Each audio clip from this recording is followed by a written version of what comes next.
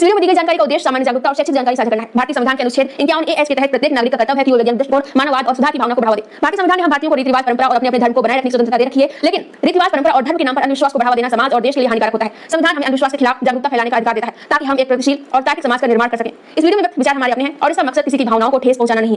कृपया दी गई जानकारी को लागू करने से पहले अपने विवेक का उपयोग करें। हम किसी भी गलतफहमी या नुकसान के लिए जिम्मेदार नहीं होंगे। हर साल सावन आता है और सड़कों पर उतरता है एक ऐसा तमाशा जो आस्था का मुखौटा पहने लेकिन असल में है अंधविश्वास और अराजकता का मेला। क्या आपने कभी सोचा है कि ये कांवड़ यात्रा जिसे लोग शिव भक्ति कहते हैं अब क्यों बन चुकी है लफंगों, नशेड़ियों और गुंडाई का मौसमी आतंक? क्यों पुलिस इनके सामने घुटने टेक देती है और क्यों भाजपा सरकार इनका झंडा बुलंद करती है?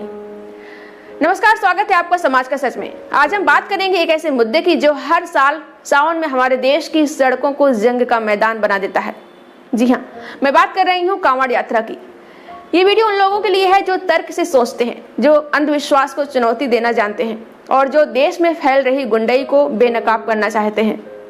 आज हम देखेंगे कि कैसे कांवड़ यात्रा जो कभी एक छोटा सा धार्मिक रिवाज हुआ करता था अब बन गया है सड़कों पर गुंडाई का पर्याय।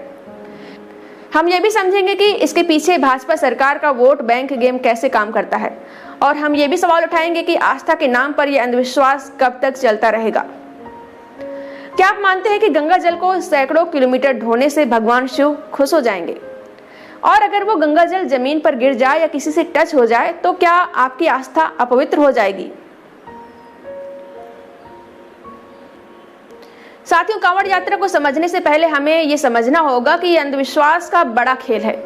हर साल सावन में लाखों लोग हरिद्वार, गंगोत्री या अन्य जगहों से गंगा जल लेकर अपने शहर, गांव के शिव मंदिरों में चढ़ाने के लिए जाते हैं। इसे कांवड़ यात्रा कहते हैं। लोग बांस की लकड़ी पर 2 टोकरियां टांगते हैं जिसमें गंगा जल भरा होता है और सैकड़ों किलोमीटर पैदल चलते हैं। लेकिन सवाल यह है कि ये सब करने की जरूरत क्या है? क्या भगवान शिव को सचमुच आपके गंगा जल की जरूरत है?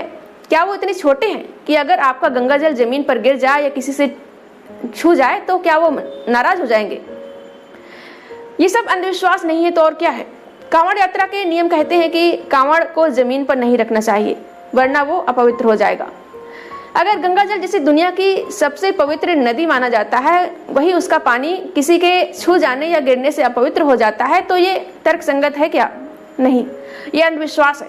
और ये अंधविश्वास सिर्फ व्यक्तिगत स्तर पर नहीं रुकता, ये एक सामाजिक तमाशा बन चुका है जिसमें लाखों लोग सड़कों पर निकल पड़ते हैं और इनमें से कई लोग आस्था के नाम पर हिंसा और अराजकता को फैलाते हैं। आइए कुछ ताजा एग्जाम्पल देखते हैं। क्या आस्था के नाम पर किसी को पीटना, गाड़ियां तोड़ना और दुकानें लूटना जायज है? कांवड़ यात्रा अब वो पवित्र यात्रा नहीं रही जो कभी हुआ करती थी। आज ये सड़कों पर हंगामे और हिंसा का पर्याय बन चुकी है। आइए कुछ ताजा घटनाओं पर नजर डालते हैं। पहली घटना हरिद्वार, जहां पर एक टेम्पो चालक धर्मेंद्र का टेम्पो गलती से एक कांवड़ को छू गया। बस इतनी सी बात पर कांवड़ियों ने उसे इतना पीटा कि उसे अस्पताल में भर्ती होना पड़ा। दूसरा, रुड़की में कांवड़ियों ने एक कार को पलटने की कोशिश की और उसके शीशे भी तोड़ दिए सिर्फ इसलिए कि वो उनके रास्ते पर खड़ी थी। मंगलौर में कांवड़ी पूरे रोड पर फैलकर चलते हैं। कई लोग नशे में भी होते हैं। एक कार की कांवड़ियों से टक्कर हो गई तो कांवड़ियों ने कार के मालिक को दौड़ा दौड़ा कर पीटा और कार को बुरी तरह क्षतिग्रस्त कर दिया। मुजफ्फरनगर में कांवड़ियों ने एक ढाबे में बुरी तरह तोड़फोड़ की क्योंकि उन्हें खाने में प्याज मिला। उत्पातियों ने पूरा ढाबा तहस नहस कर दिया, सब कुछ नष्ट कर दिया। ढाबा संचालिका महिला का रो रो कर बुरा हाल है। ये घटनाएं कोई अपवाद नहीं है। हर साल कांवड़ यात्रा के दौरान ऐसी हजारों खबरें सामने आती हैं। गाड़ियां तोड़ना, दुकानदारों को मारना, ढाबों पर हंगामा करना, ये सब इस यात्रा का हिस्सा बन चुका है। और सबसे शर्मनाक बात यह है कि पुलिस इनके सामने खामोश रहती है क्योंकि ऊपर से आदेश है कि इनसे मत उलझो, इनका सम्मान करो। क्या आपने कभी किसी पढ़े लिखे समझदार इंसान को कांवड़ ढोते देखा है? अब बात करते हैं उन लोगों की जो इस अंधविश्वास के जाल में फंसकर सड़कों पर हंगामा मचाते हैं। कांवड़ी ज्यादातर कौन लोग हैं? अगर हम इस भीड़ को देखें तो ज्यादातर लोग कम पढ़े लिखे, गरीब और सामाजिक आर्थिक रूप से कमजोर तबके से आते हैं। इनमें से कई लोग ग्रामीण इलाकों से हैं जिनके पास नौकरी नहीं, शिक्षा नहीं और भविष्य की कोई उम्मीद नहीं।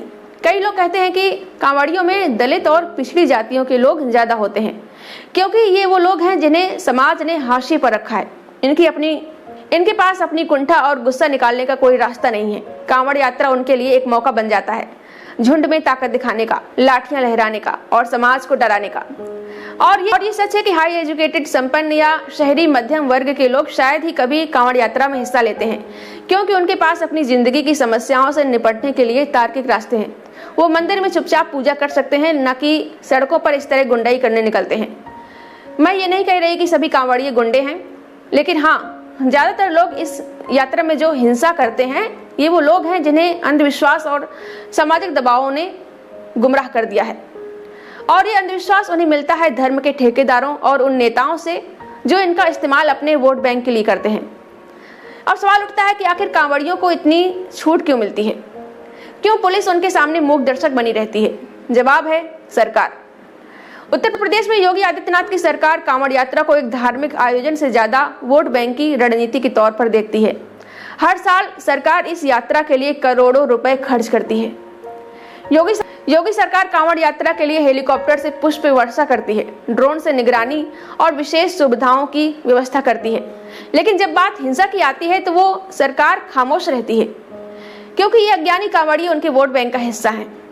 हिंदू संगठन हर साल कांवड़ मार्गों पर ढाबा संचालकों को परेशान करते हैं, खासकर मुसलमानों को।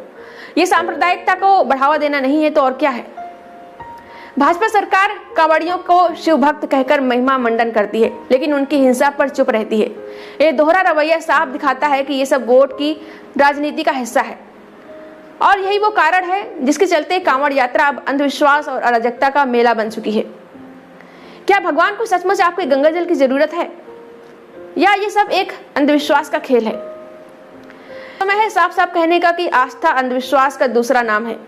कांवड़ यात्रा इसका सबसे बड़ा उदाहरण है। लोग मानते हैं कि गंगा जल लेकर सैकड़ों किलोमीटर चलने से उनकी मनोकामनाएं पूरी होंगी, लेकिन जरा सोचिए, क्या ये तर्क संगत है? कांवड़ यात्रा के नियम कहते हैं कि कांवड़ को जमीन पर नहीं रखना चाहिए, वरना वो अपवित्र हो जाएगी। अगर गंगा का पानी इतना पवित्र है तो उसे किसी के छूने से उसकी पवित्रता क्यों खत्म हो जाएगी? ये नियम, ये परंपराएं, ये सब अंधविश्वास का हिस्सा है। हालांकि वो बात अलग है कि आजकल गंगा नदी ही दूषित हो रही है प्रदूषण से, और ये गंदगी धार्मिक अंधविश्वासों के चलते फैलाई जाती है। धार्मिक अंधविश्वास कैसे नदियों को बर्बाद कर रहे हैं, इस पर मैं एक अलग से पूरा वीडियो बना चुकी हूँ। लिंक इस वीडियो के डिस्क्रिप्शन में आपको मिल जाएगा। कांवड़ ढोने जैसे अंधविश्वास सबसे ज्यादा उन लोगों को निशाना बनाता है जो पहले से ही कमजोर हैं, अनपढ़, गरीब और समाज के हाशिए पर रहने वाले लोग। ये लोग अपनी जिंदगी की समस्याओं का हल कांवड़ ढोने में ढूंढते हैं, लेकिन क्या उनकी समस्याएं इससे हल होती हैं? नहीं, ये बस उन्हें और गहरे अंधविश्वास में धकेल देता है।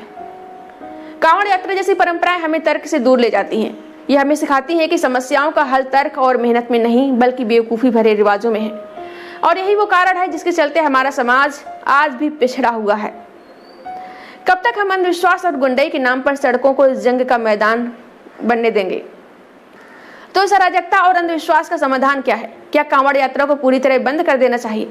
शायद हाँ, लेकिन अगर ऐसा नहीं हो सकता तो कम से कम ये सुधार होने ही चाहिए। पहला, हिंसा पर जीरो टॉलरेंस।